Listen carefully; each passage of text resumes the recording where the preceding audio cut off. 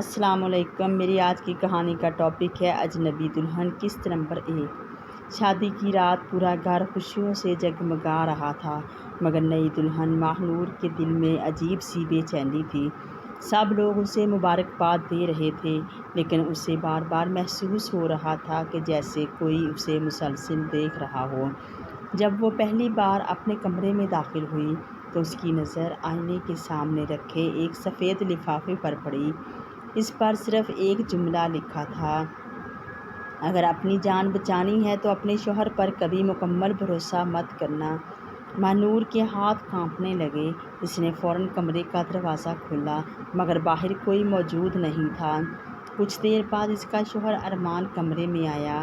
اس کے چہرے پر مسکراہٹ تھی، لیکن اس کی آنکھوں میں ایک عجیب سی اداسی بھی چھپی ہوئی تھی۔ ارمان نے نرم لہجے میں کہا، مجھے معلوم ہے آج کا دن تمہارے لیے نیا ہے، لیکن میں وعدہ کرتا ہوں کہ تمہیں کبھی تکلیف نہیں ہونے دوں گا۔ ماہنور نے لفافہ چھپا لیا اور خاموشی سے سر ہلا دیا۔ رات گہری ہوئی تو اچانک حویلی کی بجلی چلی گئی۔ اندھیرے میں اوپر والی منزل سے کسی کے چلنے کی آواز آنے لگی۔ ماہنور نے کھڑکی سے باہر دیکھا تو سفید لباس میں ایک عورت حویلی کے صحن میں کھڑی تھی۔ اس نے آہستہ سے ہاتھ اٹھایا اور صرف ایک لفظ کہا، بھاگو۔ ماہنور کا دل زور زور سے دھڑکنے لگا۔ اسی لمحے کمرے کا دروازہ خود بخود آہستہ آہستہ کھلنے لگا۔ دروازہ آہستہ آہستہ کھلتا گیا، مگر باہر کوئی نظر نہیں آ رہا تھا۔ ماہنور نے ہمت کر کے ایک قدم آگے بڑھایا۔ اچانک فرش پر ایک چھوٹی سی چاندی کی پائل دکھائی دی۔ اس نے پائل اٹھائی تو اس کے ساتھ ایک طے کیا ہوا کاغذ بھی پڑا تھا۔ کاغذ پر لکھا تھا، اس حویلی میں ہر مسکراہٹ کے پیچھے ایک راز چھپا ہے۔ اگر زندہ رہنا چاہتی ہو تو مغربی حصے کا دروازہ کبھی مت کھولنا۔ اتنے میں بجلی واپس آ گئی۔ ارمان کمرے میں آیا اور پریشان لہجے میں بولا، تم یہاں کیا کر رہی ہو؟ ماہنور نے جلدی سے کاغذ اپنے کدپٹے میں چھپا لیا اور مسکرا کر بولی، کچھ نہیں، بس نیند نہیں آ رہی تھی۔ ارمان نے ایک لمحے کے لیے اس کی آنکھوں میں دیکھا، پھر آہستہ سے کہا، اگر اس حویلی میں کوئی تمہیں ڈرانے کی کوشش کرے تو میری بات پر یقین کرنا، دوسروں کی نہیں۔ یہ کہہ کر وہ کمرے سے باہر چلا گیا۔ ماہنور نے کھڑکی سے جھانکا تو وہی سفید لباس والی عورت دوبارہ نظر آئی۔ اس بار اس نے حویلی کی پچھلی دیوار کی طرف اشارہ کیا، جہاں ایک پرانا بند دروازہ تھا۔ اسی لمحے حویلی میں ایک دل دہلا دینے والی چیخ گونجی۔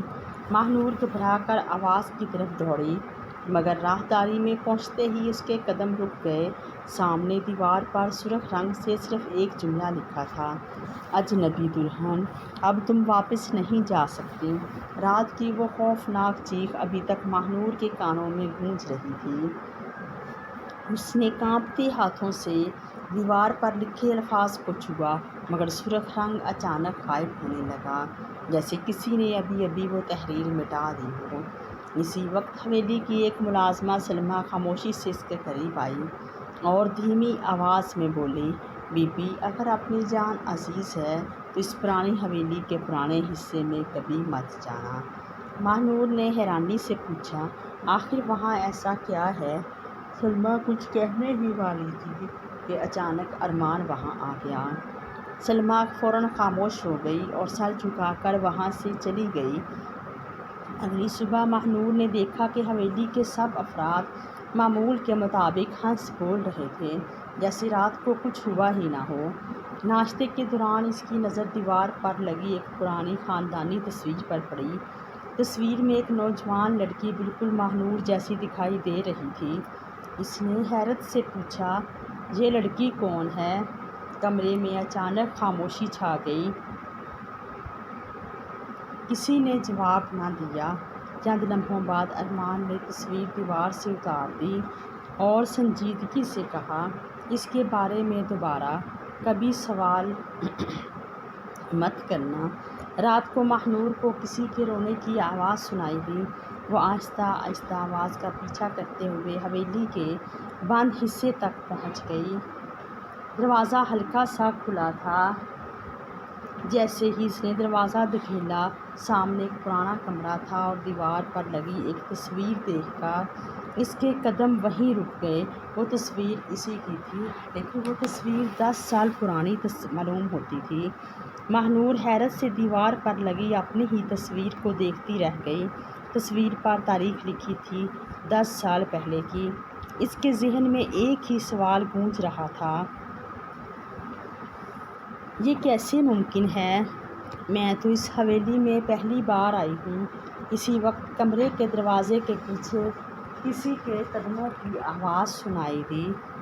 ماہنور جلدی سے ایک پرانی الماری کے پیچھے چھپ گئی۔ 2 آدمی کمرے میں داخل ہوئے۔ ایک نے دھیمی آواز میں کہا، اگر اسے حقیقت کا پتہ چل گیا تو برسوں کی محنت ضائع ہو جائے گی۔ دوسرا بولا، فکر نہ کرو، اسے ابھی کچھ یاد نہیں۔ یہ الفاظ سن کر ماہنور کے دل کی دھڑکن تیز ہو گئی۔ دونوں آدمی کمرے سے نکل گئے تو ماہنور نے دوبارہ تصویر دیکھی۔ اس کے پیچھے ایک چھوٹا سا نقشہ چھپا ہوا تھا۔ نقشے پر حویلی کے نیچے ایک خفیہ راستہ بنایا گیا تھا، جس کے آخر میں صرف ایک لفظ لکھا تھا، سچ۔ اسی لمحے ارمان کی آواز راہداری میں گونجی، ماہنور، تم کہاں ہو؟ ماہنور نے جلدی سے نقشہ اپنے دوپٹے میں چھپا لیا۔ جیسے ہی وہ کمرے سے باہر نکلنے لگی، اچانک دیوار کا ایک حصہ خود بخود کھل گیا۔ اندر سے کسی نے آہستہ سے کہا، آخر کار تم واپس آ گئی ہو۔ ماہنور کے قدم وہیں رک گئے۔ دیوار کے پیچھے سے آنے والی آواز میں نہ غصہ تھا نہ خوف، بلکہ برسوں کا انتظار محسوس ہو رہا تھا۔ آخر کار تم واپس آ گئی ہو، ماہنور نے ہمت کر کے پوچھا۔ کون ہو تم؟ چند لمحوں بعد ایک کمزور بوڑھی خاتون خفیہ راستے سے باہر آئیں۔ ان کے ہاتھ میں ایک پرانی ڈائری تھی۔ انہوں نے ڈائری ماہنور کے ہاتھ میں دیتے ہوئے کہا، اس حویلی کی حقیقت اس میں لکھی ہے، مگر یاد رکھنا ہر صفحہ پڑھنے کے بعد تمہاری زندگی بدلتی جائے گی۔ ماہنور نے پہلا صفحہ کھولا۔ اس پر لکھا تھا، اس حویلی میں آنے والی ہر دلہن کو ایک ہی راز سے گزرنا پڑا، لیکن تم پہلی ہو جو اس راز کو ختم کر سکتی ہو۔ ماہنور کچھ اور پڑھنا چاہتی تھی کہ اچانک پیچھے سے دروازہ زور سے بند ہو گیا۔ بوڑھی خاتون گھبرا گئیں۔ انہوں نے آہستہ سے کہا، وہ آ گیا ہے، ڈائری کسی کو مت دکھانا۔ یہ کہہ کر وہ خفیہ راستے میں واپس چلی گئیں اور دیوار دوبارہ بند ہو گئی۔ اسی لمحے ارمان کمرے میں داخل ہوا۔ اس کی نظر سیدھی ماہنور کے ہاتھ میں پکڑی ہوئی ڈائری پر پڑی۔ کچھ لمحے خاموش رہنے کے بعد اس نے سنجیدہ میں کہا، ڈائری تمہیں کہاں سے ملی؟ ماہنور نے جواب دینے کے لیے لب کھولے ہی تھے کہ ڈائری کے اندر سے ایک پرانی تصویر زمین پر گر گئی۔ تصویر میں ارمان ایک ایسی عورت کے ساتھ کھڑا تھا جو حیرت انگیز طور پر بالکل ماہنور جیسی دکھائی دے رہی تھی۔ ارمان کے ہاتھ سے تصویر اٹھاتے ہی کمرے میں خاموشی چھا گئی۔ ماہنور نے تصویر دوبارہ دیکھی۔ تصویر میں موجود عورت حیران کن حد تک اس جیسی دکھائی دے رہی تھی، مگر تصویر کے نیچے لکھا نام مہرین تھا۔ یہ مہرین کون ہے؟ ماہنور نے دھیمی آواز میں پوچھا۔ ارمان چند لمحے خاموش رہا، پھر بولا، یہ ایک پرانی کہانی ہے جسے بھلا دینا ہی بہتر ہے۔ ماہنور نے محسوس کیا کہ ارمان کچھ نہ کچھ ضرور چھپا رہا ہے۔ اسی رات اس نے ڈائری کا دوسرا صفحہ کھولا۔ اس پر لکھا تھا، سچ ہمیشہ تصویروں میں نہیں، یادوں میں چھپا ہوتا ہے۔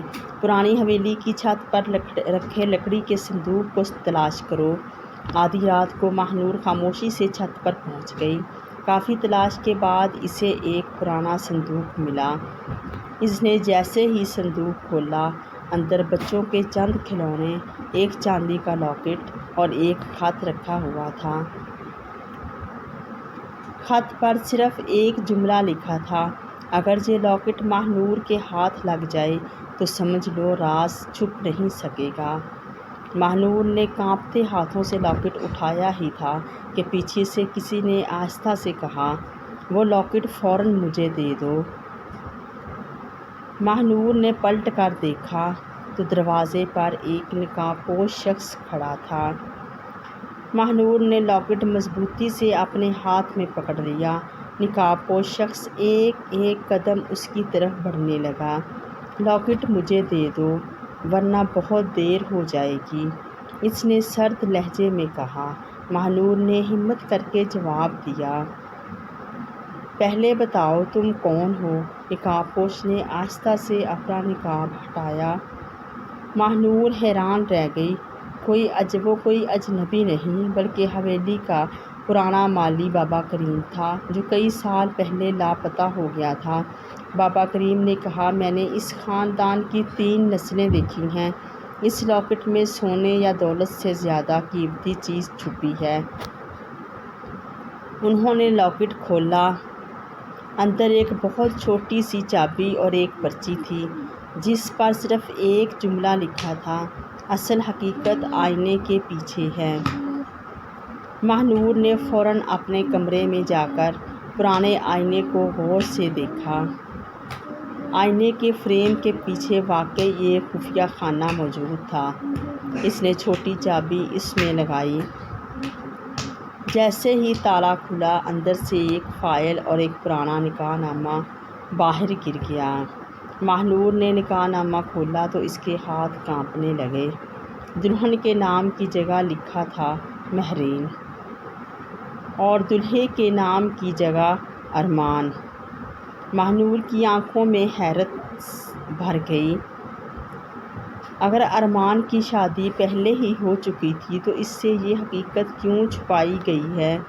اسی لمحے کمرے کے باہر کسی کے قدموں کی آواز سنائی دی۔